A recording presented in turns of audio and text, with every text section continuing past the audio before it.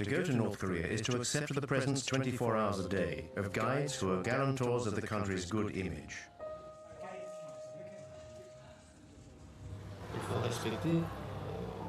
The law must be respected.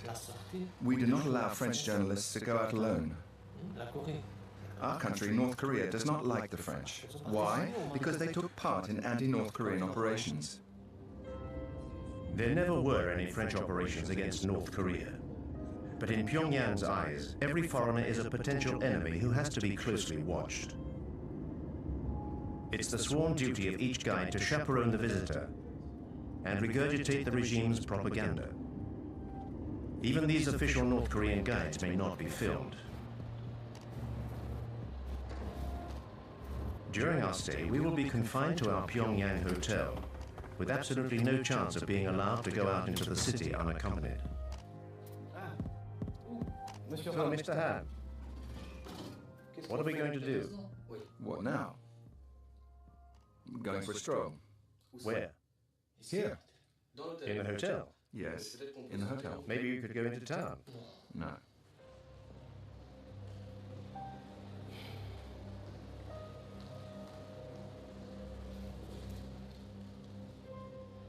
Having spent several hours wandering around the hotel lobby, we finally get authorization to go out.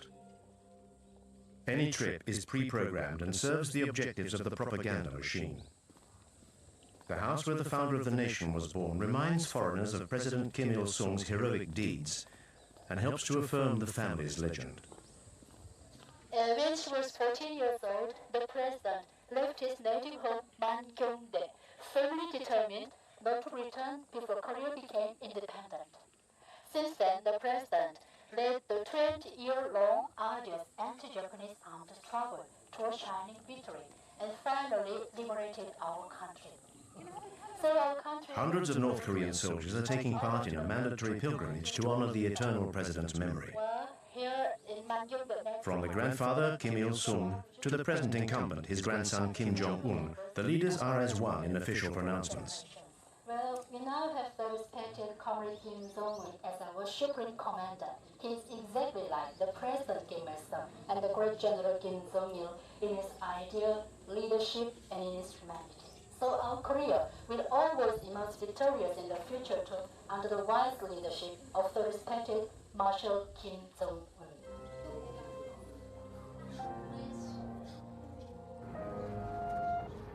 We've been given authorization to visit Pyongyang to film the capital's latest infrastructures. The authorities are keen to airbrush the image usually associated with this country: a totalitarian regime, a family dynasty, and brutal repression. This shiny, brand new hospital is exactly the sort of publicity the regime wants. On the 3rd of November last year, Marshal Kim Jong-un visited our hospital. He was very happy. He said he felt like he was walking into a palace. Look at that chandelier up there. That is our emblem. It represents a woman's bust. This is the room which our glorious leader, Kim Jong-un, visited on the 3rd of November. Come in.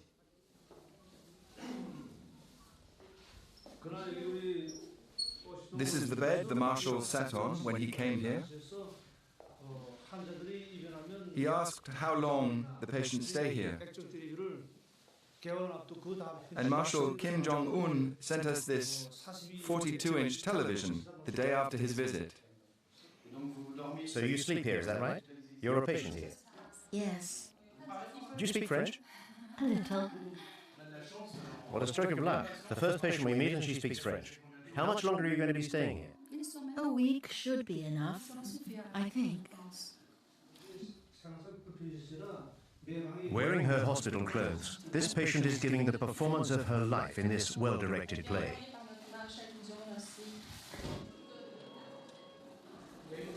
Is that a power cut? But reality soon kicks in again. Do you often have power cuts? No, very rarely. The hospital's employees do their best to remain unmoved by such events. Nothing can tarnish the image of the country and those who run it.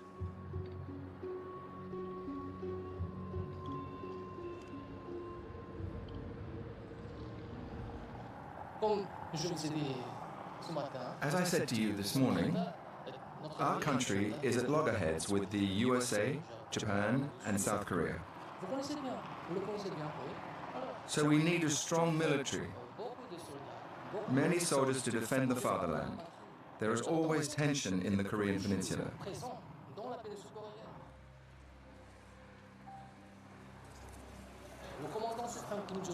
And Commander Kim Jong-un is very young.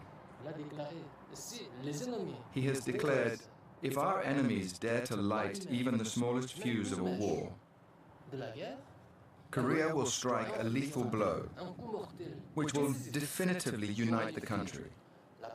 Reunification of our nation is the most fervent wish of every Korean. This desire for reunification dates from the end of the Korean War in 1953, when the peninsula was split into two countries. But no peace treaty was ever signed. Officially, the two Koreas are still at war. North Korea was subsequently run by Kim Il-sung until 1994, and then by his son General Kim Jong-il, who died on the 17th of December 2011.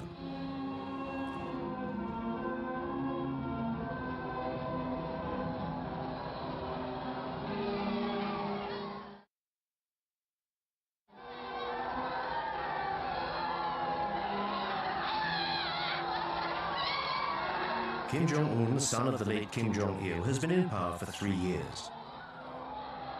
In life or in death, the Kim dynasty's power over 24 million North Koreans endures.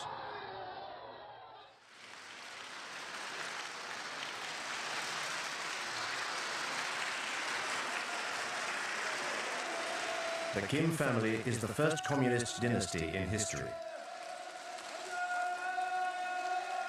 The new incumbent was presented to the people as a natural successor.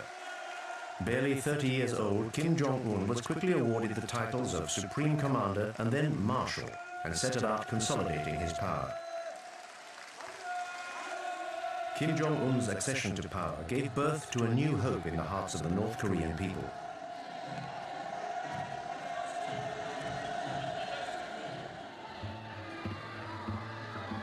More of a modernist than his father, he built theme parks and was accompanied at public appearances by his wife. No North Korean leader had ever been seen to be so liberal before.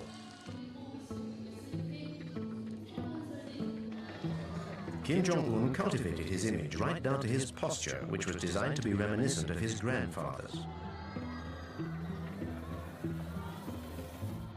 Propaganda has now established him as the third strongman of the North Korean nation. The leader is the country's brain, and the people are its body. Our guide is here to remind us of this. Marshal Kim Jong-un is exactly like General Kim Jong-il in his human virtues, his political leadership, and his philosophies. Therefore, everybody respects and idolizes him. The guide's rhetoric is always the same. Under Kim Jong-un, devotion to the leaders remains almost religious. Like all transient foreigners, we are constrained by the regime's demands.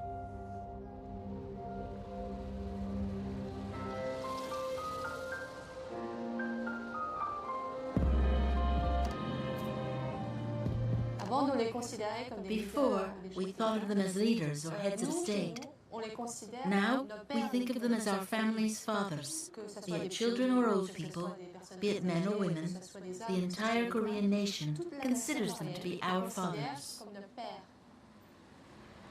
In his 3 years of absolute power, Marshal Kim Jong-un, like his father and grandfather before him, has become part of the intimate fabric of Korean families. This retired scientist and her granddaughter are typical of this devotion to the regime. What are your feelings towards the Marshal? Like everyone else, I feel that Marshal Kim Jong-un is the embodiment of our destiny. He is our future, and a father to us all. You foreigners could never understand how much we venerate our Marshal. The whole Korean population places its future and destiny in his hands. It is thanks to Marshal Kim Jong-un that I am wealthy and can live like this. In fact, maybe you know the song which speaks of the rise of our young nation and tells how our country will be built by the people under the guidance of Comrade Kim Jong-un. Thanks to him, our future will be brilliant and socialism will triumph.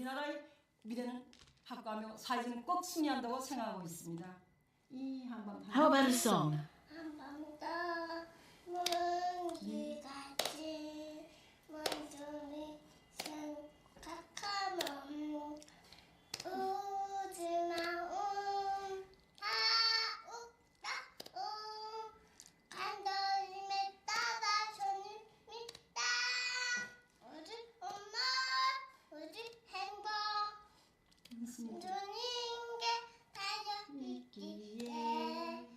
아침 저녁 손은 하나 원숭이네 안녕입니다.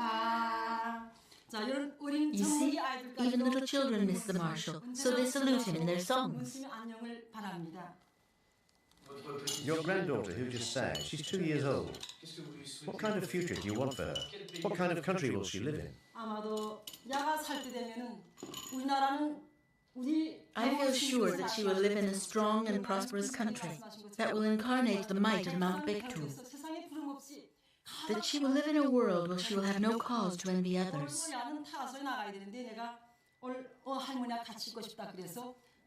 She already goes to a good nursery and will go to the free high school and university. We hope she's going to be a scientist like her grandfather. We would like her to contribute to our nation's developments in science and technology under the guidance of Marshal Kim Jong-un.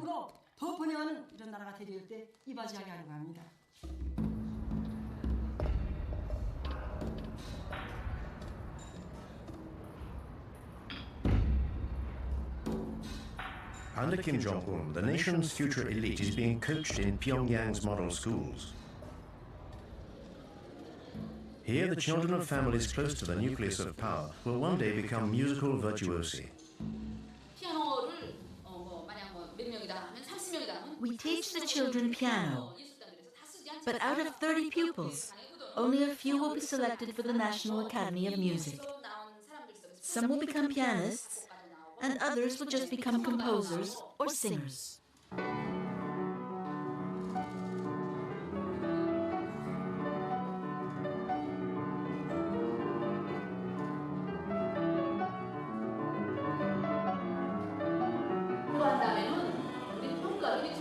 Our junior school gives out these red stars as rewards to children for good work. And when they see these stars, it also makes them want to join the army.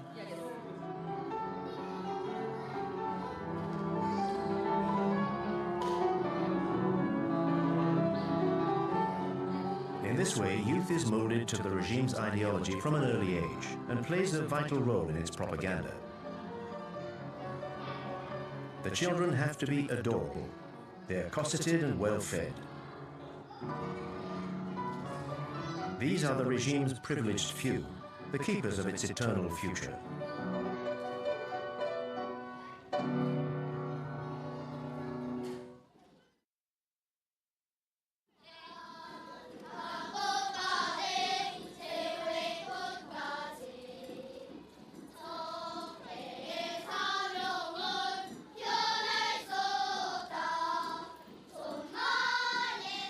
From infant school through to university, devotion to the leader seems unfailing.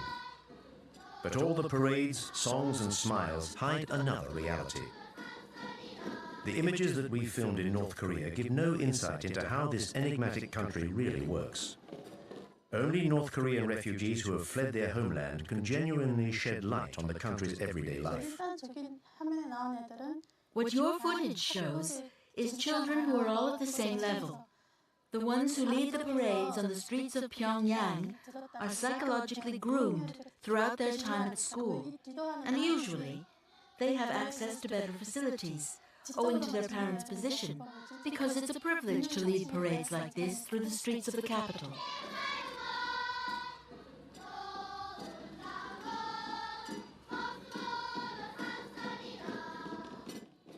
The difference between the kids from Pyongyang and the kids from the countryside is their size. The children from the capital are much bigger than the country kids of the same age. This is due to lack of protein in their diet.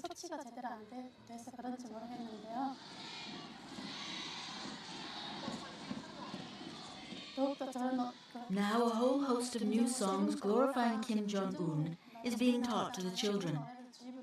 And they teach them to us, their parents.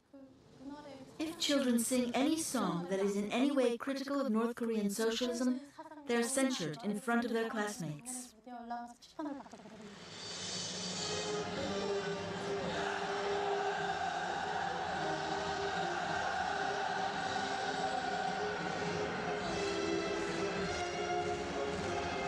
This indoctrination of youth is an absolute priority.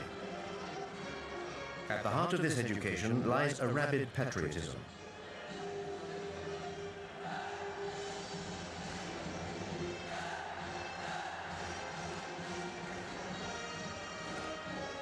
These children are the future of North Korea and have to be ready to defend their nation. These mass spectacles are designed for the North Korean nation to promote its sense of power. These 20,000 young participants are all members of families fiercely loyal to the regime.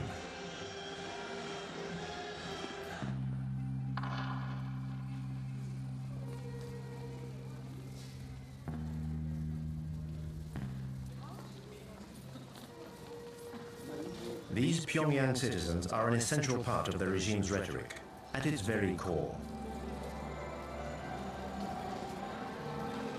Students, teachers, and high-ranking military officers whose loyalty is beyond question. These men and women from the capital's elite are the only people allowed to meet foreigners. Like the Park family, a couple of university professors hand-picked by our guides. The Park family's exemplary conduct has enabled them to move into this block of flats. I'm still emotional talking to you now. We used to live on Macedon Hill over there, in a flat on the 15th floor of a building, where those two statues of our leaders are. We were given this apartment on the 2nd of July 2012. Marshal Kim Jong-un came to visit us on the 4th of September 2012. He looked at every room, even the bathroom. He turned on the tap and the water ran freely, so he was very pleased. I couldn't believe how lucky I was to be able to live in a flat like this. When our Marshal Kim Jong-un visited us, I even asked him, "Dear leader, why is it that a family like ours is allowed to live in such a luxurious apartment?" The Marshal said, "In our society, teachers and their families are the people who are entitled to the greatest respect. If people like you can't benefit from living in a place like this, then who can? You deserve to live here." That's what the Marshal told me. A model flat for a model family. Happiness, North Korean style, is, like everything else, stage-managed. In order to ensure their loyalty and to disguise the iron rod hanging over the population, Kim Jong-un has transformed Pyongyang into a shop window for the regime's privileged few. Our Marshal Kim Jong-un is trying to ensure that all our people can enjoy a happy life. He wants the people to be able to live in a civilized country, a civilized and socialist country. It is his will and his intention that the people may one day enjoy a very modern lifestyle. This shows that we're trying to develop not just the leisure industry, but also sports, healthcare, and culture. We're trying to live in a more civilized world, basically. The despot Kim Jong-un has decreed the North Koreans should have fun. The country has supposedly entered a new era with fun for everyone. At least, that's the image that the authorities want to display to foreign visitors. On the outskirts of Pyongyang, this equestrian center is Marshal Kim Jong-un's latest creation.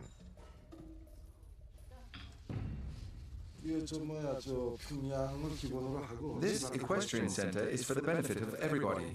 Workers, employees, old people, and even small children.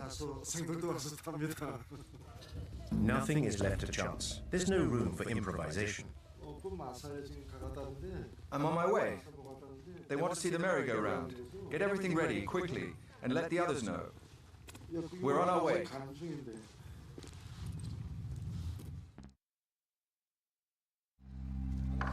The horse symbolizes North Korea's power. If you believe what the North Koreans say, the Kim family comes from a long line of horsemen. The legend surrounding the supreme leader continues. Between 1990 and today, Marshal Kim Jong-un got on a horse 300 times, advised and coached by General Kim Jong-il. He worked very hard at it. In order to become a great horseman, he studied and read many books which enabled him to master every aspect of horse riding. That's why he's such an expert now. The myth surrounding Kim Jong-un borders on the grotesque. Indoctrination seeps into every aspect of life. Our presence here serves to export this ultra-propaganda across the country's borders.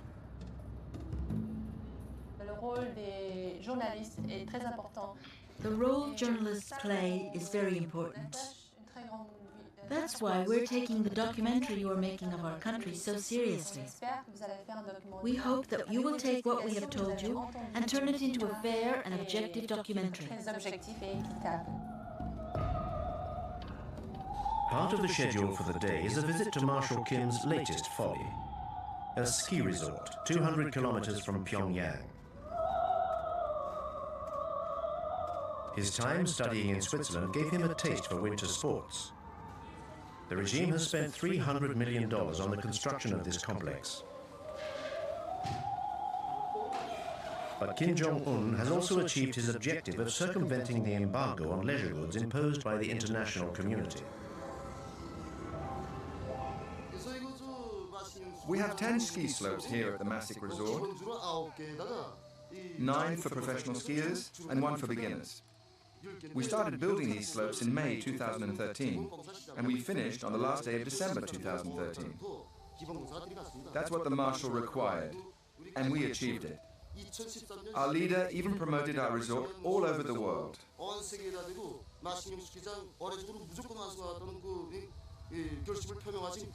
Skiing is part of our country's culture, and so Kim Jong-un wanted this resort built to develop our civilization.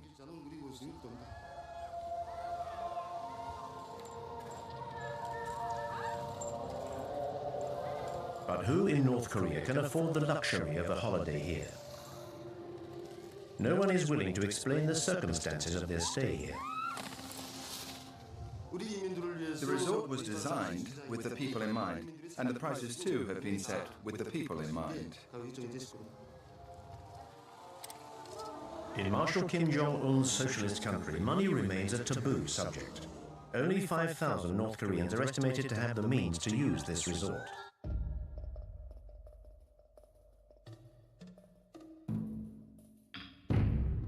In the opinion of this North Korean refugee, these new facilities are unacceptable.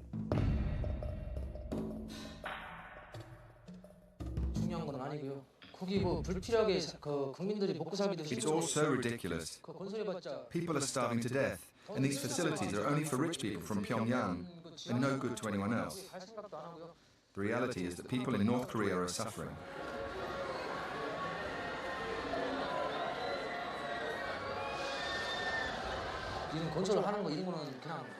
When I see all these leisure facilities being built, I think to myself that it's just to placate the people and show people abroad that the country is capable of achieving these things. All the money spent on building these things could have been redistributed throughout the population. This is just throwing money out of the window.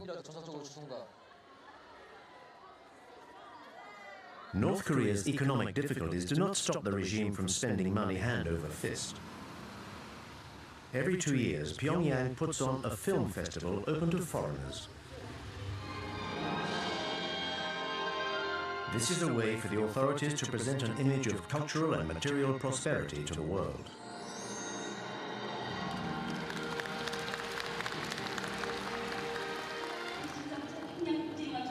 We declare the 13th Pyongyang International Film Festival open.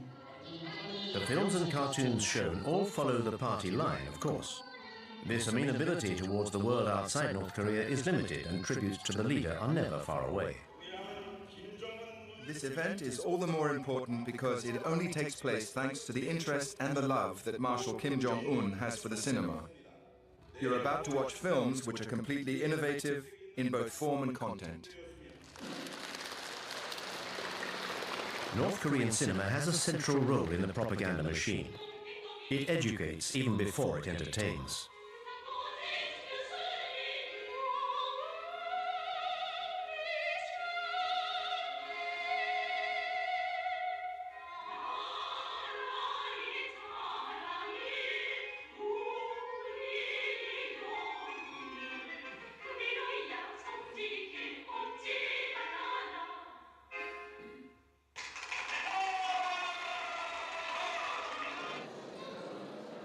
The film festival also allows the regime to present itself in a good light, a message relentlessly driven home by the Ministry of Culture.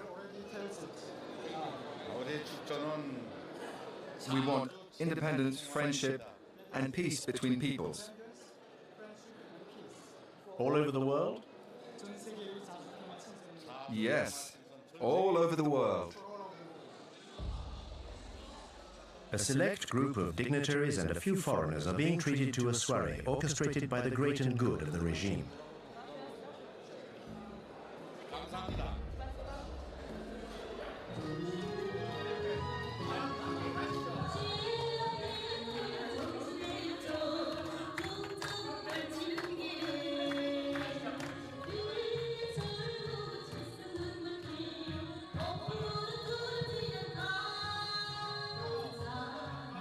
But behind this facade of a smiling, prosperous North Korea, the regime maintains control over every citizen's life.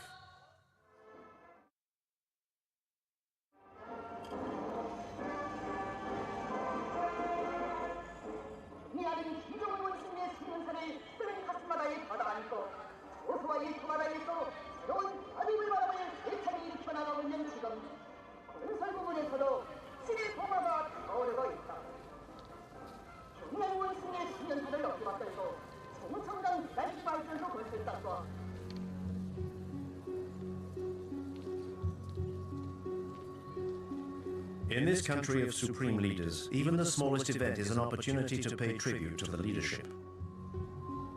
Under North Korea's totalitarian system, there is no other choice.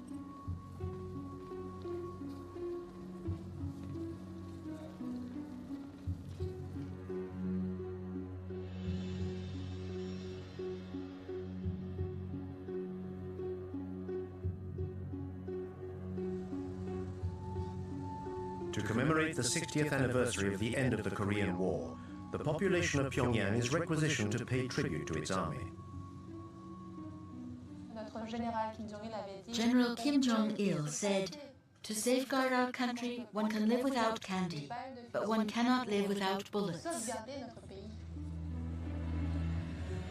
Our guide's words are directly influenced by the Songun doctrine, devised by the former leader Kim Jong-il, which gives the army the dominant role in building North Korea's socialism.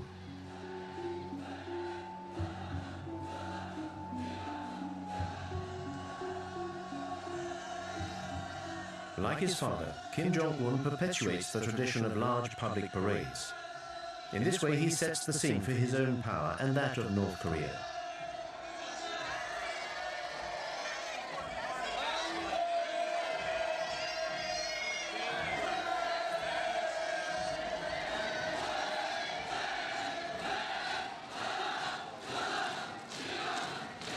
The army is the keystone of the regime, with 1 million North Koreans enlisted and a third of the population reservists.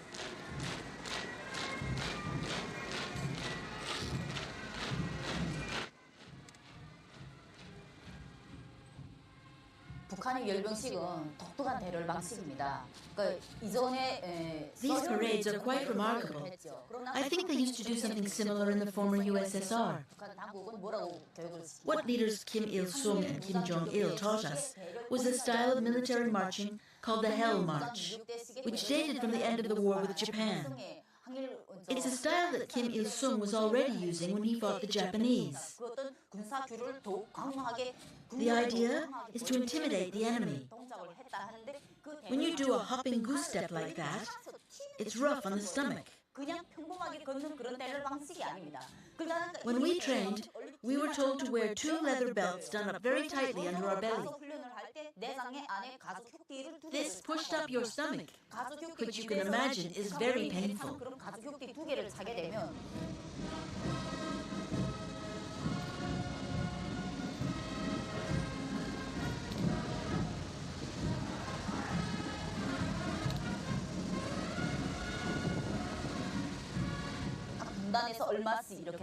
I took part in training for these parades while I was a student at military college. But a few days before the parade, I contracted paralysis in my legs because of the hopping. So I was unable to take part and had to go back to college. The training is extremely hard. It felt like being a prisoner in a labor camp. And in North Korea, not to be able to take part in the parades is very shameful.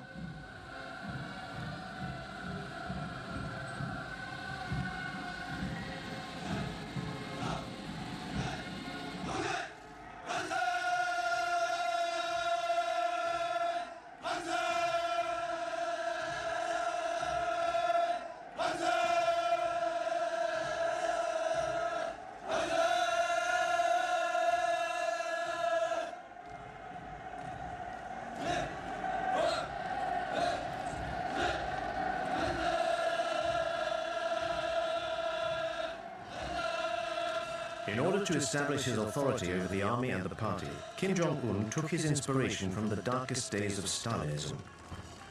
In December 2013, the young dictator began a violent purge of the state's apparatus.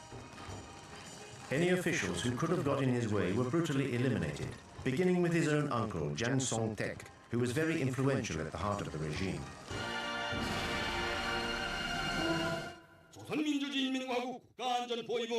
The Special Military Tribunal of the Ministry of State Security of the Republic of Korea has found the accused, Jang Song-taek, guilty of acts of subversion against the state.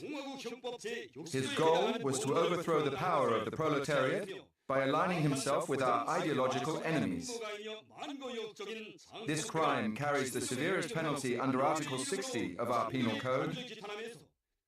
This upstart, this traitor to the revolution, is condemned to death. The decision is to be implemented with immediate effect. Jang Song-taek was shot, according to the party line, for fomenting a coup d'etat.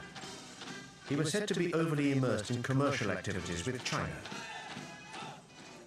Any hope of the regime relaxing its approach was definitively snuffed out.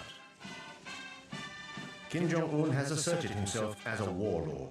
His frequently bellicose directives are followed to the letter by North Korea's soldiers. After the Kim Jong-un regime took power, training became more and more intense. He was determined to crush South Korea by force. He was very insistent on the weapons we had to use and ordered us to use all our ammunition on every training drill. I remember the directives changing when he took over. We had to go up into the mountains more and more often for training sessions, 2 or 3 times a week. And everything changed from a military equipment point of view. We got new and better munitions, like armor-piercing bullets. I think Kim Jong-un wants to prove to Koreans that he is capable of preparing the country for a war against South Korea.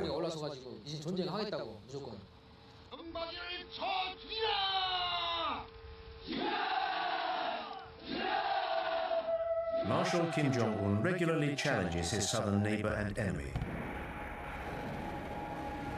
The regime's belligerent rhetoric goes hand in hand with provocative acts such as nuclear trials or military maneuvers. The state needs an enemy to justify the economic priority given to the military. This policy operates with no regard for the population, which outside Pyongyang is still vulnerable. Between 1994 and 1998, the country suffered its worst ever famine, which caused the deaths of hundreds of thousands of people. At that time, I was a soldier, and I had some serious health issues. I'd lost a lot of weight. I remember that opposite my barracks, there was a woman who used to deliver food to the Labour Party cells.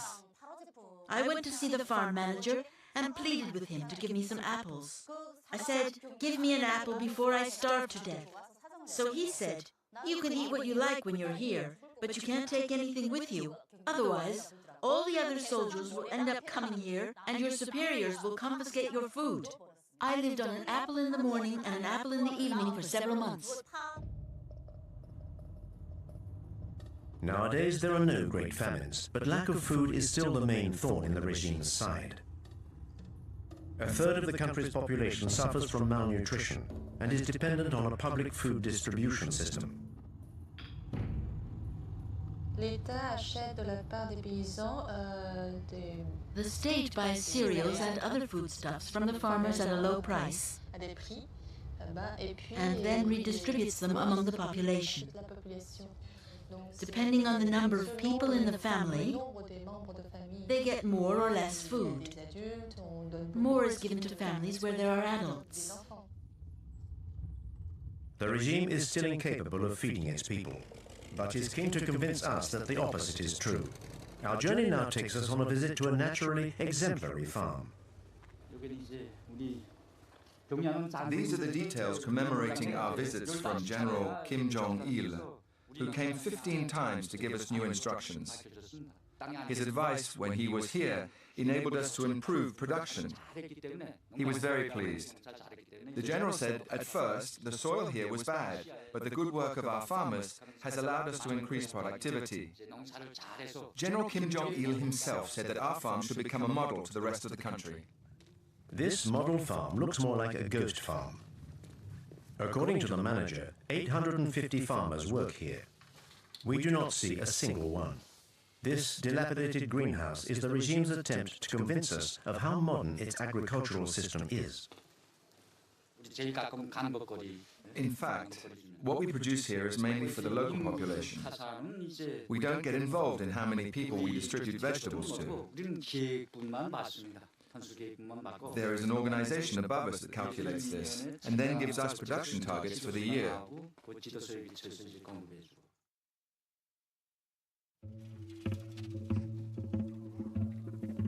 But the targets set by the authorities are unattainable. In order to help the farmers, the regime takes its inspiration from the Maoist model and sends the army into the fields. As soon as our training is over, we go into the country to work with the farmers. We usually help with pricking out rice or planting corn. Every regiment is billeted to a farm near its barracks. The commanding officer might say, "This barracks, you go to this farm," or whatever. After the corn harvest at the end of October or beginning of November, we return to barracks to start our winter training. In March 2012, Kim Jong-un introduced a reform which allowed farmers to keep half of what they grew.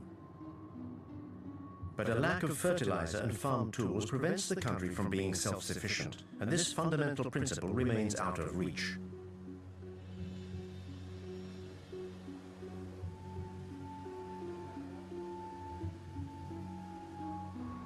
The regime seems to continue supporting a systematic economic path. But today it no longer has any choice but to tolerate private commercial ventures.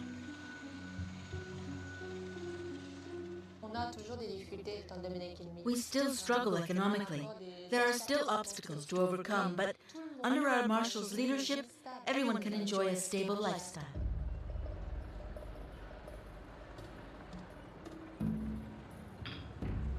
The regime has succeeded in maintaining this stability by cutting off its population from the outside world.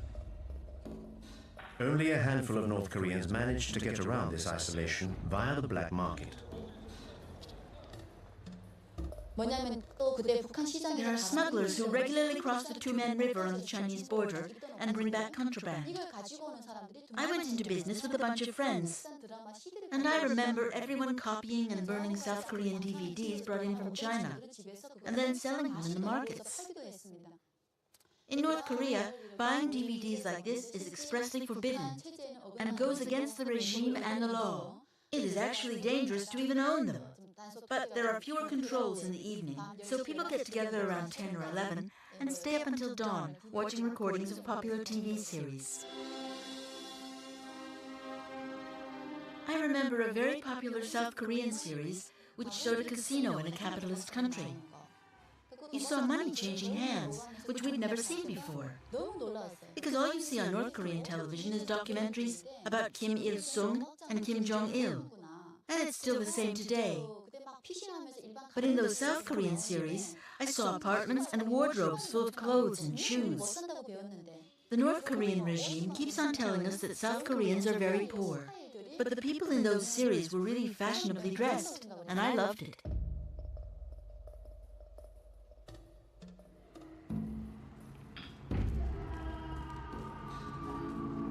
According to these refugees, this new merchant elite could be the catalyst for change within the country. This may explain why control over the population has increased since Kim Jong-un's accession to power. North Koreans have absolutely no chance of leaving the country legitimately. So despite the risk, many try clandestinely to cross the border into China.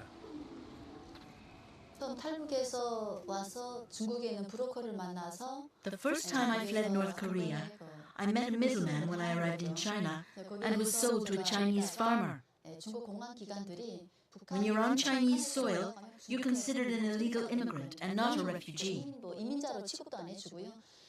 I ended up getting caught, and the Chinese authorities sent me back to North Korea. I was sent to a labor camp for a year. I was beaten for 3 days. The first few days are meant to frighten you and make you confess your crimes. Once you've confessed, you're sent to a labor camp or to prison. When they were torturing me, they prevented me from sleeping, and they hit me here, in the eye.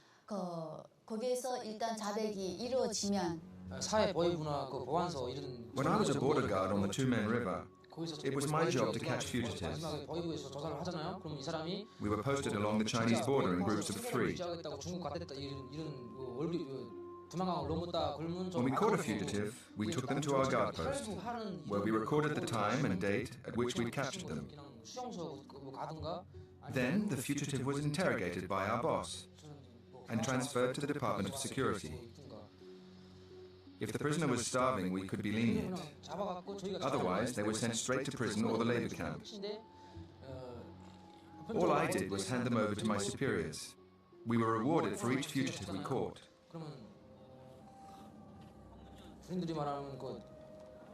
I stopped about 8 people from escaping across the Tumen River into China. If you catch 1 fugitive, you get a medal. If you catch 5 in the same year, the Labour Party awards you prizes and even holidays so that you can go home and see your family.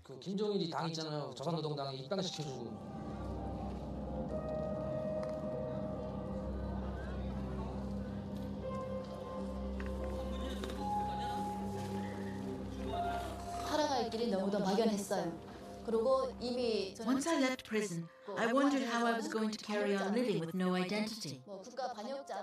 I was considered a traitor to the nation, so I had no future in North Korea.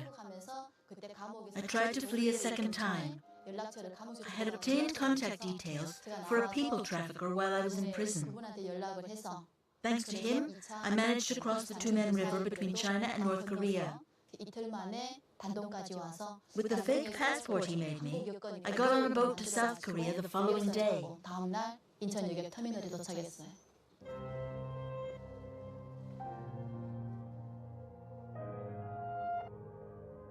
The ruthlessness of the regime and the disastrous economic situation have forced over 200,000 North Koreans to flee their country. 25,000 have made it to South Korea. Despite some early hope, Kim Jong-un's accession to power has not changed the nature of the regime. Never before has the contrast between the reality of this country and the image it tried. To go to North Korea is to accept the presence 24 hours a day of guides who are guarantors of the country's good image.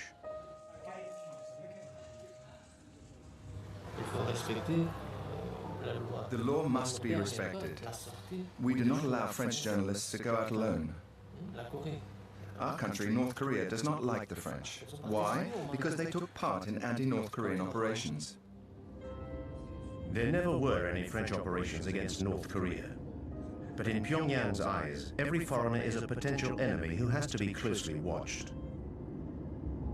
It's the sworn duty of each guide to chaperone the visitor and regurgitate the regime's propaganda. Even these official North Korean guides may not be filmed. During our stay, we will be confined to our Pyongyang hotel, with absolutely no chance of being allowed to go out into the city unaccompanied. So, Mr. Han, what are we going to do? What now? Going for a stroll. Where? Here. In the hotel? Yes, in the hotel. Maybe you could go into town. No.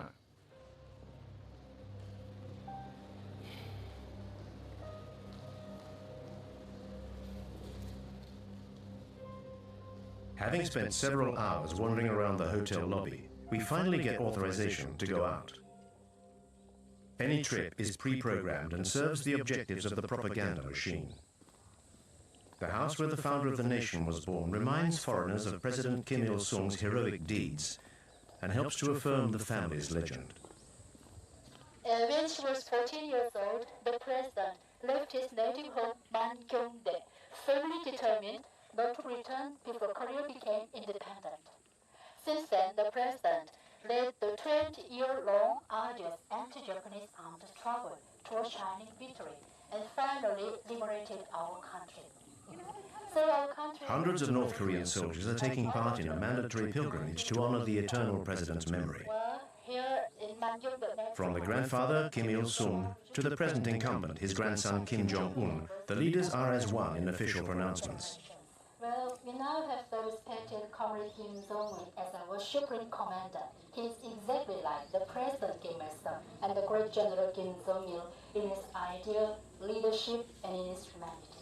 So our Korea will always emerge victorious in the future too, under the wise leadership of the respected Marshal Kim Jong-un.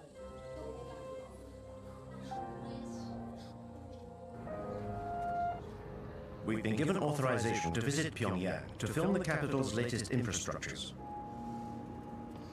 The authorities are keen to airbrush the image usually associated with this country: a totalitarian regime, a family dynasty, and brutal repression.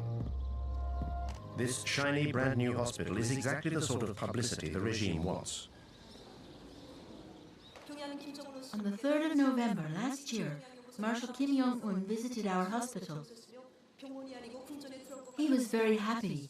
He said he felt like he was walking into a palace. Look at that chandelier up there.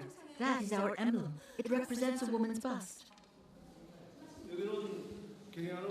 This is the room which our glorious leader, Kim Jong-un, visited on the 3rd of November. Come in.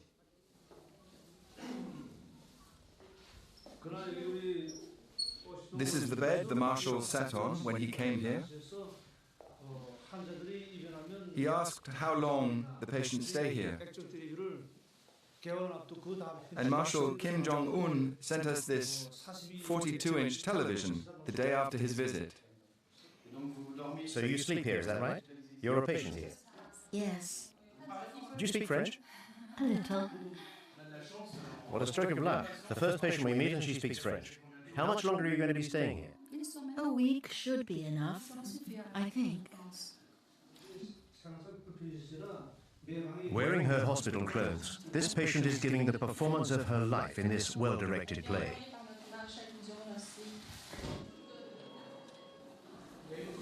Is that a power cut? But reality soon kicks in again. Do you often have power cuts? No, very rarely. The hospital's employees do their best to remain unmoved by such events. Nothing can tarnish the image of the country and those who run it.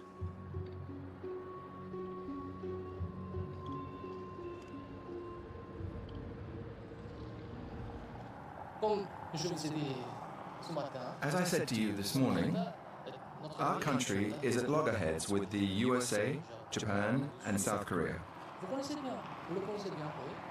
So we need a strong military. Many soldiers to defend the fatherland. There is always tension in the Korean Peninsula.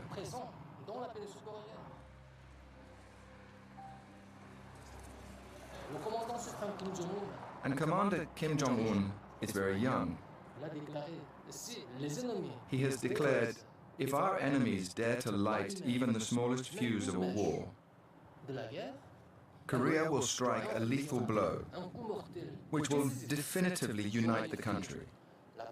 Reunification of our nation is the most fervent wish of every Korean.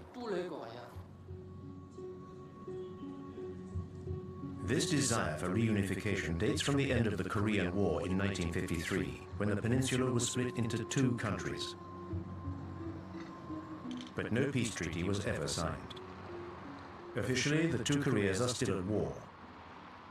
North Korea was subsequently run by Kim Il-sung until 1994, and then by his son General Kim Jong-il, who died on the 17th of December 2011.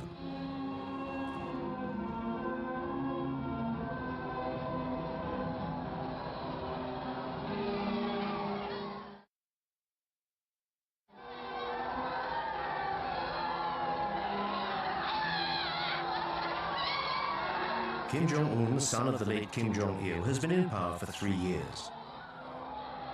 In life or in death, the Kim dynasty's power over 24 million North Koreans endures.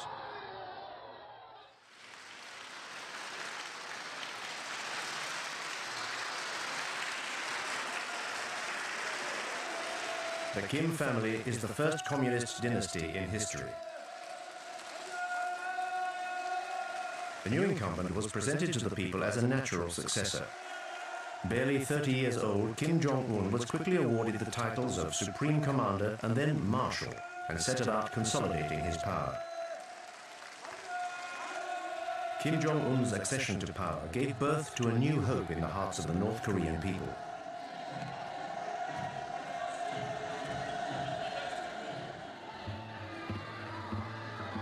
More of a modernist than his father, he built theme parks and was accompanied at public appearances by his wife. No North Korean leader had ever been seen to be so liberal before.